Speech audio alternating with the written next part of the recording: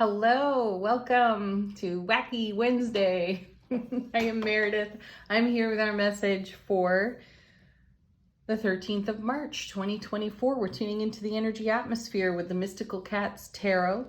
We've got the Sun and Venus both hanging out in Pisces. We have the Moon in Taurus. We've got Pluto and Mars in Aquarius. Mercury has moved into Aries. Yeah, I especially like that because we are speaking spontaneously in that energy and quite directly. Like, we're surprising ourselves with what's popping out of our mouths, and I think that's beautiful. We don't have time to think about it, rephrase it, clean it up, say it in a way that we think is acceptable. Nope, it's just coming out. That's going to get fun. All right, what do the cards have to say about the energy atmosphere of the day? Our first card is... I just love this. Hello, Scorpio. Back again. There's the Death card. See, every day this week, this card has shown up. And it's been showing up in other card readings frequently for weeks now. It's a fantastic message, though. This is something to celebrate because it's transformation. We're bringing completion and fulfillment to certain aspects of our spiritual journey, life experience, right? And I see this card as one of confirmation of our dedicated, committed attention to our self-relationship, because this is us becoming even more. We're bringing to a close and a fulfillment things that served us well, though no longer have purpose. We're letting that go, and we're embracing totally new energies. And we've seen a theme come out of the cards this week so far that, you know, we've got a little bit of spirit of adventure going on, and we're willing to do things differently. And we're willing to take the leap of faith. We've been talking about that on Monday and Tuesday's readings for sure. And taking the leap of faith does require transformation. It requires us to get more bold and courageous with ourselves and to let go and be free, liberated. Maybe this Mercury in Aries is going to be really good for the transformation that's taking place. Perhaps there's something that you want to speak on your heart. You don't even know how much you want to get it out there, and then boop, there it is. Kind of blows things up a bit. It's awesome. Yeah, make the best of it. All right, next card we have the World. So the Death card and the World. Talk about coming to fulfillment with things. Endings and beginnings here. The World card brings the message of reward for all of our prior investment. We're taking a look at our world. We're making changes. We're shifting. We're up-leveling our own foundation. Our connection to self is growing by leaps and bounds. And this is what's giving us the excited anticipation to take greater leaps of faith. We're going beyond the comfort zone. We're hovering right out on the edge of the comfort zone. And, you know, prior readings, we've seen the Devil show up in combination with the Death card, because the tendency when the Devil shows up is to go to what's comfortable and familiar. We've talked about that. And this is us looking at a whole new vista. Now, if you recall, we had the Two of Wands as our first card recently, and we're stepping through a gateway and a portal to a whole new world of experience. And here we are on the other side of that portal, looking back at what we've stepped through. We're in consideration of our rewards and how we've paved our own path, blazed our own trail here. So we're all about the transformation, and we're using all the silver linings and the blessings of prior experience to reinvest in the now and make the very most of what's here. And we are considering, like the King and the Queen of Pentacles would, how to invest in the oncoming. Well, we know how to. Now we know how to. We've gone through so much transformation We've brought so many things to fulfillment and closure that there is space for us to really unfurl our angel wings and fly. And I think that's what's in consideration here. Where do you want to set yourself a little more free? Where have you been kind of holding up or holding back? Consider that. What is the step going to look like for you?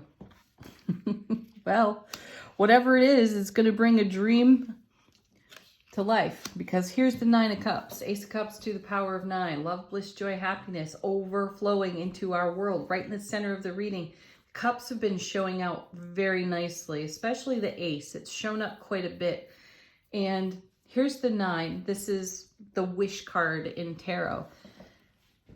9s are, in my opinion, as a tarot interpreter, 9s mean business. They get to the nitty gritty of things, and that fills me full of excited anticipation, because it means that we'll go the distance. 9 isn't exactly 10, but it's darn close, which means that there's a little bit of extra effort that's got to go on. It might not be a big deal. Could be something very small. Could be as simple as finally grounding a new habit, right? Grounding and centering a new habit, a new way of being so present in our soulful presence and shining that. That doesn't sound really huge, but do think of what got you to the point of being able to let go, to bring something to fulfillment, set it free, most especially your own heart.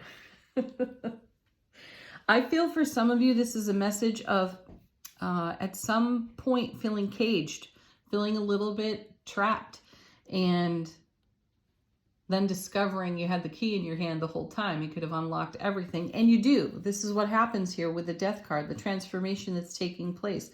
And now you have the freedom to oversee your entire sphere of influence. And within that sphere of influence, you see the potential and the possibility of bringing your dreams to life. Are you going to go for it? Yeah. Well, here's the Magician now. Cat magic. So we've got 3 major arcana on the table. 3 out of 4 cards down. And they're all majors. So this is Magician. As above, so below. This is us using every resource we have. What I love about the Magician card in tarot is that the Magician has all the tools of the tarot. The swords, wands, cups, coins, right? The Magician isn't actually using any of them. Instead, the heart space connection to one's will is engaged on the Magician. So what is your will? Where do you want to take your energy? Where are you going to give to your life, to your journey? Check it out. And I think that's what's going on here.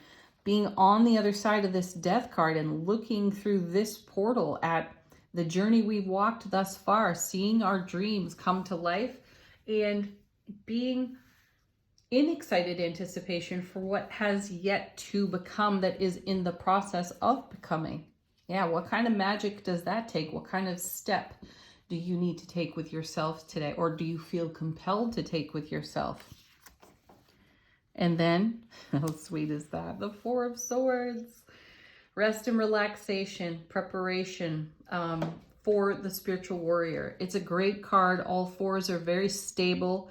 So we have a nice stable atmosphere to be in this kind of consideration, pondering our next move. And I feel our connection to the whimsy of spontaneity. It'll be the things that happen spontaneously that will be like a little bit of a turbo booster. So these small things that we do end up creating profound results, which is what we're witnessing here in the 9 of Cups. It takes the magic. It takes our ability to be calm, centered, relaxed, connected to self in heart space, and to garner our gains through the World card. Excuse me, and embrace the transformation magically, miraculously that's got to take place through that Death card. All right, bottom of the deck. How is the universe supporting us behind the scenes? Ace of Pentacles. Perfect card, right? It's a card of abundance. It's yet another portal card. There's almost always a gateway on the Ace of Pentacles. And excuse me, it speaks to new opportunities, fresh starts, of course. Aces also neutralize challenging energies around us. So we've got a great neutralizer at our back. So we're not being affected by the challenges that we are met with. It's cool. We know how to navigate them. So we do, and we do it well. Next.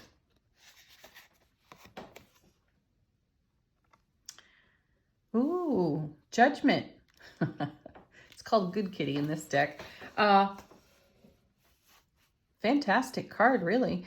When you consider the message in the main body of the reading and the transformation with the Death card, the reward of prior experience on the World card, in consideration deeply of our dreams, our wishes, our intentions, and goals, and having the ability to take action on our own behalf in a very relaxed, calm, preparatory sort of way here with the Four of Swords. And now we've got Judgment. This is a card that is typically calling us to something, calling our attention to.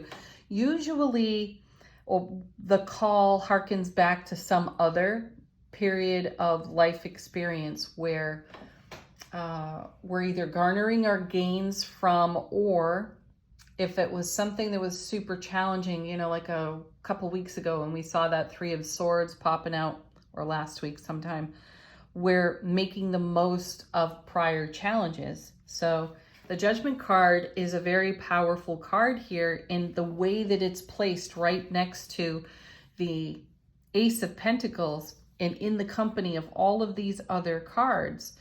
We are really taking this posture on the world and adding judgment to it. We're looking at our successes, our achievements. We're looking at some of the ways things didn't turn out. And we're recycling it all for our highest and greatest good. And the universe is helping with that. Next, we have Sky King. Nice. This is the King of Swords. We saw the Queen of Swords here. Excellent. You want a card like this, especially in this complement of cards, right? Because this means we're going to be very discerning. We're going to make really great decisions. Some of them won't be that easy to make. However, we see the big picture. We're back here at the world. We see the transformation. This is a reminder yet again that we've got eclipses coming. You're going to want to check into the astrology, what's going on in the cosmos, and get prepared for that. You know, so many tarot readers or card readers, intuitive psychics, whatever, on YouTube, we all talk about eclipse season, and we talk about it as a great reminder so that you can take action in a way that's effective. So get prepared. That's what this Four of Swords is about, to engage your magic in a way that makes your dreams and wishes come true, right? Do that now, because you can see the bigger picture here with the world, as I mentioned before, which means that you have the I'm going to emphasize this, self-responsibility to take action. And we're in divine masculine energy here with the King of Swords. So not only are you making choice and decision now, you're taking action on it. And if you don't think you're taking action on it, your actions in and of themselves will reveal to you what your investment truly is. So this is why we're seeing the Judgment card as well. If you do nothing, you'll get zero results. So get prepared. What do you want to write on your chalkboard of life, right? What kind of experiences do you want to be having? How do you want to be occupying your foundation within your sphere of influence? It's all completely up to you. Next. This is one of my most favorite cards in this deck, and this is the reason I even have this deck. So here's the Chariot, and here's the cat with two dogs. And the dogs are pulling the chariot. Fantastic. It's just It's a comedy for me. Anyway, cats and dogs, right?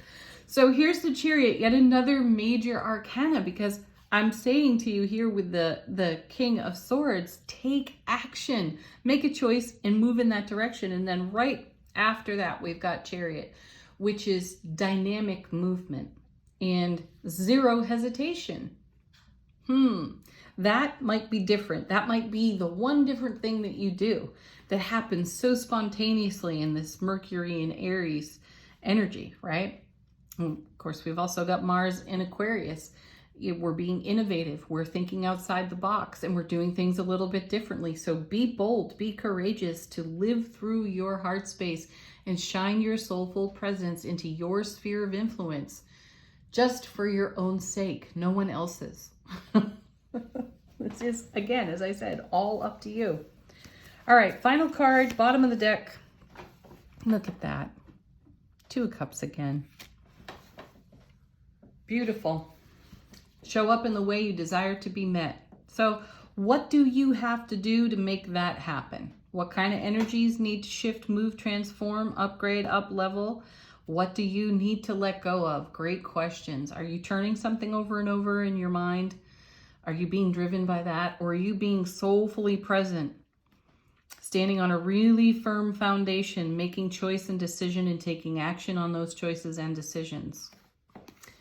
All right, angel answers. I feel like the cards are being very passionate in this message today. Very passionate. Okay.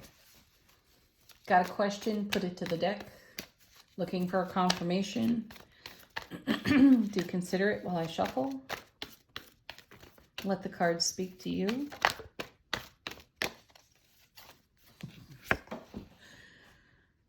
It's up to you. What were we just saying over here?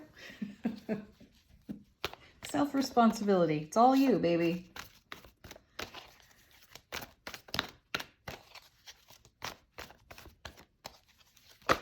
Ooh.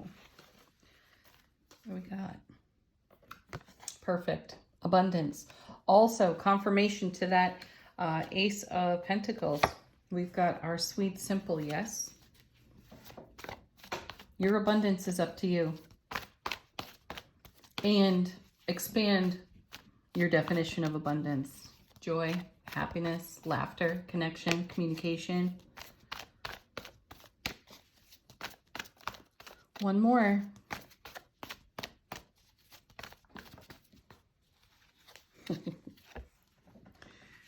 No need to worry. There's no worrying going on over here in this Four of Swords. There's rest. There's relaxation. Okay, final word on the reading from angels and ancestors. Whoa. We have the Traveler. Move in a new direction. I like that because that's what we're in consideration of here on the World card. You know, post-transformation, you know, right after the Death card. So we're moving in a new direction. We are in our Chariot.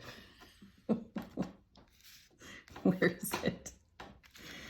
Oh, this card cracks me up. We're in our Chariot, boldly, bravely, courageously, moving in a new direction, taking action on our goals and our dreams. Congratulations to each and every one of you. Have a beautiful Wednesday, peak of the week.